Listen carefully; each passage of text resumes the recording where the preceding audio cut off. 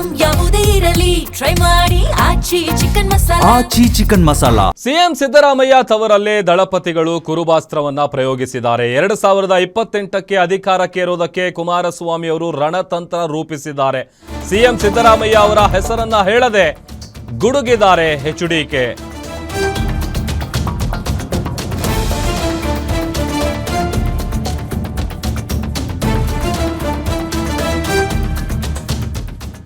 ಎರಡು 2028ಕ್ಕೆ ಶತಾಯಗತಾಯ ಅಧಿಕಾರಕ್ಕೇರಬೇಕು ಅಂತ ಹೇಳಿ ಈಗಲಿಂದಲೇ ಜೆಡಿಎಸ್ ಎಲ್ಲಾ ರೀತಿಯಾದಂತಹ ಸಿದ್ಧತೆಗಳನ್ನ ಮಾಡಿಕೊಳ್ತಾ ಇದೆ. ಅದರಲ್ಲೂ ಸಿಎಂ ಸಿದ್ದರಾಮಯ್ಯ ತವರಲ್ಲೇನೆ ಕುರುಬಾಸ್ತ್ರವನ್ನ ಪ್ರಯೋಗಿಸಿದ್ದಾರೆ ದಳಪತಿ.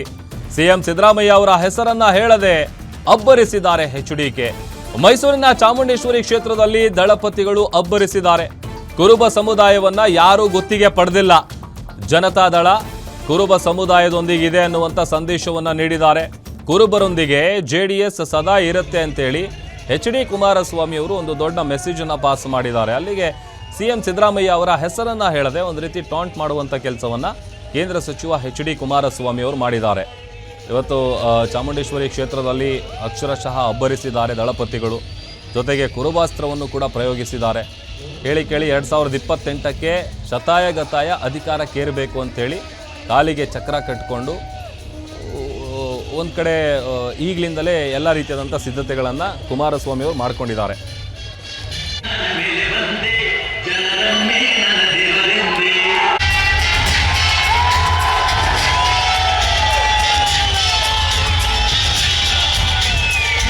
ನಾನು ಇಲ್ಲಿ ಹರೀಶ್ ಅವರಿಗೆ ಮತ್ತು ಸಾರಾ ಮಹೇಶ್ ಅವರಿಗೆ, ಅಶ್ವಿನ್ ಅವರಿಗೆ, ಮಂಜೇಗೌಡರಿಗೆ ಹಾಗೂ ಎಲ್ಲ ನಮ್ಮ ನಾಯಕರುಗಳಿಗೆ ಇವತ್ತಿನ ಈ ಸಭೆಯನ್ನು ಮಾಡಿ ಅಂತಕ್ಕಂಥ ಒಂದು ತೀರ್ಮಾನ ಅವರೇನು ಮಾಡಿದ್ರು ಅದಕ್ಕೆ ಒಪ್ಪಿಗೆ ಕೊಟ್ಟಿದ್ದು ಯಾರ ವಿರುದ್ಧವಾಗಿ ಈ ಒಂದು ಸಭೆಯನ್ನು ಮಾಡಬೇಕು ಅಂತಕ್ಕಂಥದ್ದಕ್ಕೆ ಈ ಕಾರ್ಯಕ್ರಮ ಅಲ್ಲ.